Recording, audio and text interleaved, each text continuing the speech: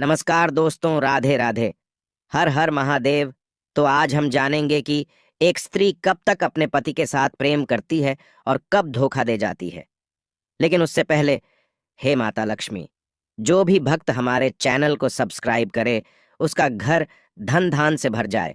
भरतपुरी में अमर सिंह नाम का एक राजा रहता था। उनकी एक अत्यंत सुंदर पुत्री थी जिसका नाम राजलक्ष्मी था। जब वह विवाह योग्य हो गई तो उसके पिता ने उसके लिए अच्छे वर की तलाश शुरू कर दी। किंतु राजलक्ष्मी ने अपने पिता से कहकर अपने लिए वर प्राप्त करने के लिए एक शर्त रख दी है कि जो कोई राजकुमार उसके 4 सवालों के जवाब देगा और उसके पिता को चौसर के खेल में हरा देगा, वह उसका पति कहलाएगा। और जो कोई उसकी शर्त पूरी नहीं कर सकेगा उसे राजा के भवन में कैद कर दिया जाएगा। उसकी सुंदरता से आकर्षित होकर कई राजकुमार उससे विवाह करने आए, लेकिन राज्य लक्ष्मी के सवालों का जवाब न दे पाने के कारण सभी राजकुमारों को जेल में डाल दिया गया। विवाह रचाने के चक्कर में राजकुमारी के महल की जेल चक्की पीसनी पड़ी। पकड़े गए राजकुमारों में विक्रम प्रताप नाम का एक राजकुमार भी था। वह किसी तरह राजकुमारी की कैद से भाग निकला और राजकुमारी के प्रेम में पागल होकर जंगलों में भटकने लगा। घूमते घूमते एक दिन वह राजा तानसेन के बगीचे में पहुंच गया। उस दिन राजा तानसेन भी अपने सैनिकों के साथ शिकार खेलते हुए अपने बगीचे में आए। राजा तानसेन ने देखा कि युवा राजकुमार बहुत उदास मुद्रा में एक पेड़ के नीचे बैठा है। वह अपनी कविता के माध्यम से राजकुमारी राजलक्ष्मी की सुंदरता का वर्णन कर रहा था। उसकी हालत देखकर राजा तानसेन समझ गए कि यह नवयुवक किसी स्त्री के प्रेम में पागल है। उन्होंने उसे धैर्य बंधाया और पूछने लगे, पुत्र, तुम्हारी अधीनता का कारण कौन है? कृपया मुझे बताओ, शायद मैं तुम्हारी कुछ मदद कर सकूं। राजा तानसेन के पूछने पर राजकुमार विक्रम प्रताप ने अपनी पूरी कहानी बताई कि वह भरतपुरी के महाराज अमर सिंह की खूबसूरत बेटी राजलक्ष्मी के प्यार में पागल था और वह तब तक पागल रहेगा जब तक उसे राजकुमारी राजलक्ष्मी नहीं मिल जाती। उसने यह भी बताया कि मेरे जैसे सैकड़ों राजकुमार राजकुमारी राजलक्ष्मी के यहाँ कैद है।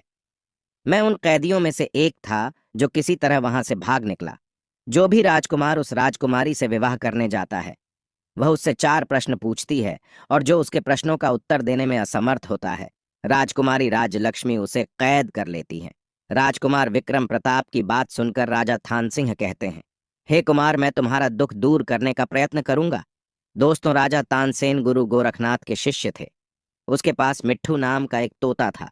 वह तोता बहुत बुद्धिमान था और भूत भविष्य और वर्तमान को जानता था। राजा तानसेन सारे काम उस तोते से पूछकर ही करते थे। जब राजा तानसेन ने तोते से राजकुमारी राजलक्ष्मी के बारे में पूछा तो तोते ने उनसे कहा कि राजकुमार विक्रम प्रताप को राजकुमारी राजलक्ष्मी को भूल जाना चाहिए। यही उसके लिए अच्छा है, अन्यथा जाल में फंसकर राजकुमार की मृत्यु भी हो सकती है। राजकुमार कहता है, तोते, मेरी जान भले ही चली जाए, लेकिन एक बार राजकुमारी राजलक्ष्मी को गले लगा लूं तो मेरा जीवन सफल हो जाएगा। राजकुमार का ऐसा पागलपन देखकर राजा तानसेन ने तोते से कहा, अरे तोते, राजलक्ष्मी के वियोग में यह राजकुमार मर भी सकता है, इसलिए चाहे कुछ भी हो जाए उसकी इच्छा पूरी करा। और मैंने राजकुमार से यह भी वादा किया है कि मैं उसे राजकुमारी राजलक्ष्मी से मिलवाऊंगा और उसके कष्ट दूर करूंगा। अरे तोते, तुम भरतपुरी जाओ और राजकुमारी राजलक्ष्मी का हाल ले आओ। तब तोता कहता है कि हे महाराज, भरतपुरी के सभी लोग जादूगर हैं। यदि वे मुझे अपने जादू से पकड़ ले तो शायद मैं वापस ना सकूं। फिर भी मैं आपका काम करने भरतपुरी जा रहा हूं। आप मेरे पंखों में मोती लगा दो ताकि मैं राजकुमारी का ध्यान आकर्षित कर सकूं। इस प्रकार तोते के अनुरोध पर राजा तानसेन ने तोते के पंखों में कीमती मोती पिरो दिए और उसे भरतपुरी भेज दिया। कई दिनों के बाद तोता उड़कर भरतपुरी पहुंचा और राजकुमारी राजलक्ष्मी की साड़ी पर बैठ गया। जब राजकुमारी की नजर तोते पर पड़ी तो वह उसकी खूबसूरती देखती रह गई। तोते ने राजकुमारी से पूछा, हे राजकुमारी, एक बात बताओ, तुम अब तक कुंवारी क्यों हो? क्या कोई राजकुमार तुमसे विवाह करने नहीं आया? तोते की ऐसी बातें सुनकर राजकुमारी ने सोचा, यह तोता अवश्य ही किसी राजा का बेटा है। वह तोते के रूप में मेरी जासूसी करने आया है। मैं उसे बातों में बहला फुसलाकर कैद कर लेती हूँ। यह सोचकर राजकुमारी ने तोते को जवाब दिया और कहा, अरे तोते, मैं शादी करना चाहती हूँ। मेरे पिता ने भी कई देशों में राजकुमारों की तलाश की, लेकिन मैं नहीं जानती कि मैंने पिछले जन्म में कितने पाप किए हैं। मुझे वर ही नहीं मिलता। तब तोता कहता है, हे राजकुमारी, यदि आप बुरा ना माने तो आप हमारे राजा के राजकुमार हैं जो बहुत सुंदर है। उससे विवाह कर लो तो तुम्हारी जोड़ी खूब जमेगी। रूप और गुण से वह राजकुमार तुम्हारे योग्य है। राजकुमारी तोते से, अरे तोते, अगर ऐसा है तो मेरी शादी करा दो। मेरी यह अंगूठी ले लो और अपने राजा को दे दो। दोस्तों, राजकुमारी ने देखा कि तोता अंगूठी लेने के लिए उसके पास आया। उसने झट से तोते को पकड़ लिया और राजकुमारी ने हाथ में चाकू ले लिया और तोते को मारने लगी। तो तोते ने बात बनाई और कहा, हे राजकुमारी, मुझे मारकर तुम्हें क्या लाभ होगा? यदि तुम मुझे जीवित रखो तो मैं तुम्हें गुरु गोरखनाथ से सीखी हुई संजीवनी विद्या सिखा सकता हूँ। आजमाइश करने के लिए तू मुझे मारकर उस विद्या से मुझे जीवित कर देना। दोस्तों, मृत संजीवनी विद्या सीखने का लालच राजकुमारी के मन में आ गया। कहने लगी, है तोता, यह विद्या मुझे अभी सिखा दे तो मैं तुझे अभयदान दे दूंगी। तोता कहता है, राजकुमारी राजलक्ष्मी, मैं अपनी विद्या हमेशा अकेले में सिखाता हूँ। तुम अपने सेवकों को, अपनी दासियों को महल से बाहर भेज दो और मुझे अपने हाथों से आजाद करो। मैं तुम्हारे कान में मंत्र पढ़ूंगा, उसे ध्यान से सुन लेना, तुम विद्या सीख जाओगे। राजकुमारी राजलक्ष्मी भी विद्या सीखने के लालच में तोता की बातों में आ गई। उसने अपने सेवकों को भी महल से निकाल दिया और मंत्र बताने के लिए तोते को भी आजाद कर दिया। तोता अपनी चोंच राजकुमारी के कान तक ले गया और उसने राजकुमारी राजलक्ष्मी के गाल में ऐसी चोट का प्रहार किया कि उसके गाल से रक्त बहने लगा। गुस्से में राजकुमारी ने दासियों से कहकर अपना बांस मंगाया। इतने में तोता वहां से उड़ गया। उड़ते उड़ते कई दिनों के बाद वह राजा तानसेन के पास लौट कर आया। मिटट्ठू तोते ने महाराज को बताया कि राजकुमारी राजलक्ष्मी जितनी सुंदर है उतनी ही मन की मैली भी है। किसी तरह मैं उससे अपनी जान बचाने में कामयाब रहा। राजा तानसेन ने सोचा, चाहे कुछ भी हो, मैंने राजकुमार विक्रम प्रताप को वचन दे दिया है, मैं इसे पूरा करूंगा, चाहे इसे पाकर वह खुश हो या दुखी, इससे मुझे कोई मतलब नहीं है। इतना कहकर राजा तानसेन राजकुमारी राजलक्ष्मी के यहाँ चले गए। कुछ दिनों के बाद जब वह भरतपुरी पहुंचे तो उसने राजकुमारी से प्रश्न पूछने को कहा। राजकुमारी ने राजा तानसेन को अपनी शर्त बताई कि यदि उसने प्रश्नों का उत्तर नहीं दिया तो मैं उसे पकड़कर अपने स्थान पर कारागार में डाल दूंगी। क्या आपको यह शर्त स्वीकार है? राजा तानसेन ने कहा, हाँ, मैं आपकी शर्त सुनकर ही आया हूं, मुझे आपकी शर्त स्वीकार है। फिर राजकुमारी राजा तानसेन से 4 प्रश्न पूछती है। राजकुमारी का पहला प्रश्न था कि कौन तपस्वी? तप करे कौन नित्य उठकर नहाए? कौन उगले स्वर्ण रतन? कौन सब रस को खाएं? इसके जवाब में राजा तानसेन इसका उत्तर देते हैं। उन्होंने गुरु गोरखनाथ का ध्यान किया और राजकुमारी राजलक्ष्मी के सवाल का जवाब इस ढंग से दिया, सूर्य तपस्वी तप करें, ब्रह्मा नित उठना, हाँ, ये इंद्र उगले रतन, सब धरती सब रस खाएं। राजकुमारी राजलक्ष्मी के चारों सवालों के जवाब राजा तानसेन ने दे दिए।